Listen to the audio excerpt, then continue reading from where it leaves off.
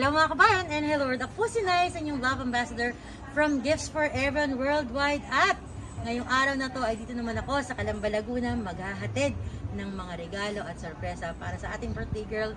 Ito ay walang iba kundi si Ma'am Imelda Dolyesin, dahil ang kanyang kapatid na si Ma'am Presi De Feo, isa pong kababayan nating OFW na nasa Doha, Qatar, ay gusto ka pong batiin. Ma'am Imelda Dang, happy birthday! Kaya naman, nandito kami para ihatid ang lahat ng regalong to celebrate your special day. Unang regalong pinaghandaan ni Ma'am Presi ay itong kanyang tarpaulin, di ba? Effort na effort yan. After nyan, syempre may mga pictures pa tayo ditong hinanda para kay Ma'am Imelda. May dala rin tayong Shakey's Pizza, Amber's Pancit, Chicken Joy, may chocolates, may bonggang-bonggang money bouquet.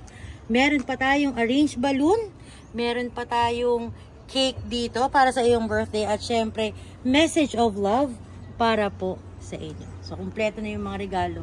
Ikaw na lang yung kulang. Pero bago kita pasahin, syempre pakakabahin muna kita. Meron tayong prank para sa ating birthday girl. Ano ba yung prank natin? Ito na nga. So ang prank natin, ako po ay taga-barangay at pinapupunta ni Kap si Ma'am Imelda dahil hindi siya nagbabayad ng renta ng bahay. So dahil dyan, nagreklamo ang landlady nila sa aming tanggapan sa barangay, kaya pinapatawag. Ano kayo magiging reaksyon ng ating birthday girl? Malalaman yun kasi pupunta na tayo sa bahay nila. Kaya naman, Ma'am Presi, papasahin natin ang kapatid mo. Tara po, samahan niyo ako. Let's go!